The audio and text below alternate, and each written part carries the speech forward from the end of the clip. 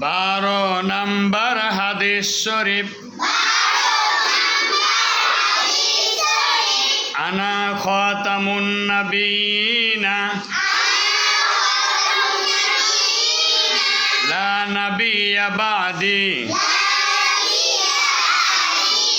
আমি সর্বশেষ নবী,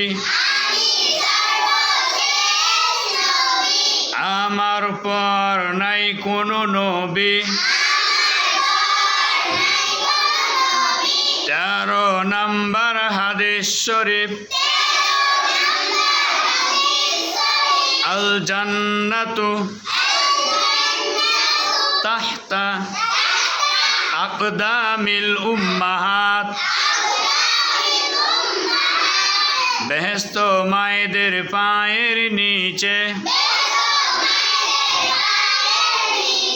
14 নম্বর হাদিস শরীফ। আল বাদি বিসসালামি বারিউম মিনাল কিবির।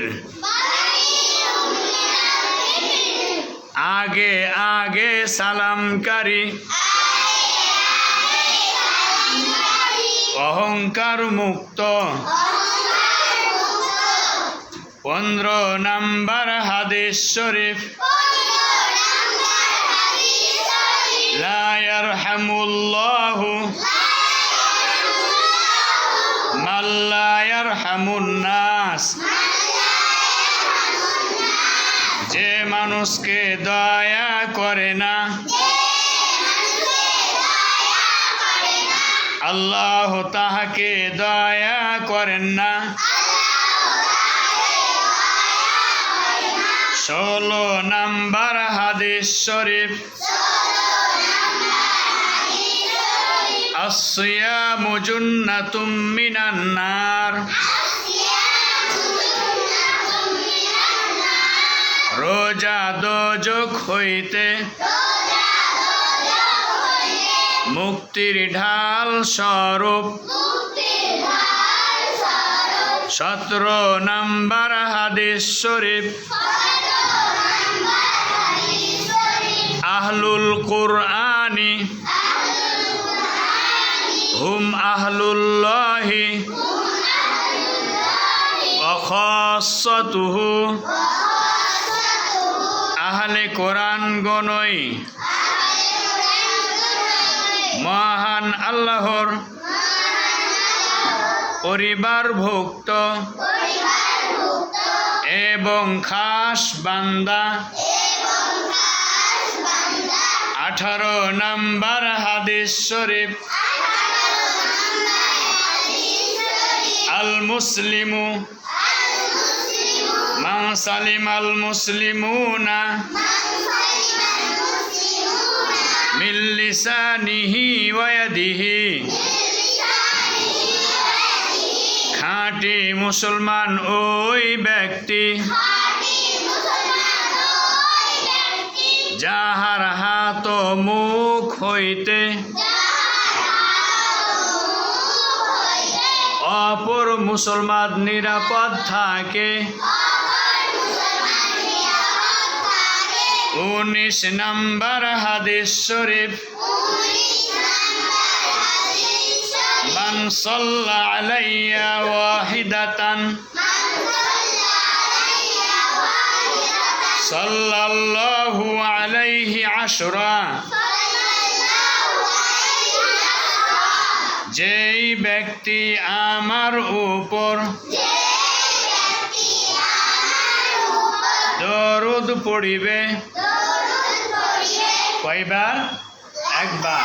কয়বার? একবার। আল্লাহ তাআলা তাহার উপর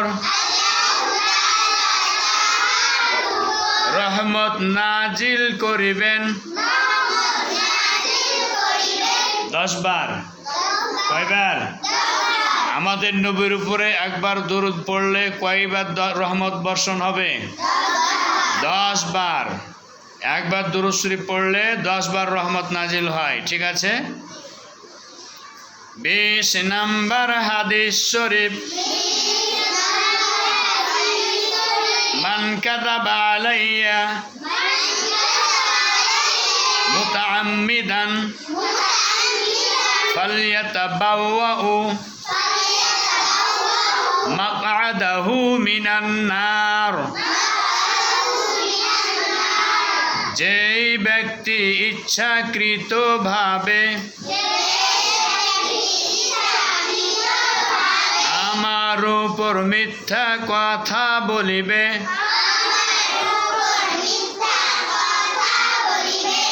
তাহার স্থান দোজখে হইবে। অর্থাৎ আমাদের নবীর উপরে যে মিথ্যা কথা বলবে সে তার স্থান জাহান্নামে ঠিক করে নেবে। কোথায়? জাহান্নামে ঠিক করে নেবে। তাহলে নবীর নামে মিথ্যা বলা যাবে না, হারাম। মিথ্যা বলা হারাম। 21 নম্বর হাদিস শরীফ, আকমালুল মুমিনিনা ঈমানান আহসানুহুম খুলকা। পরিপূর্ণ ইমানদার ওই ব্যক্তি,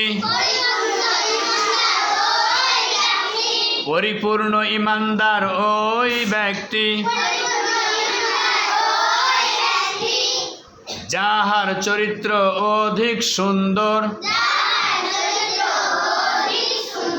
আমরা যদি ইমানদার হিসাবে পরিচয় দিই তাহলে আমাদের চরিত্র কেমন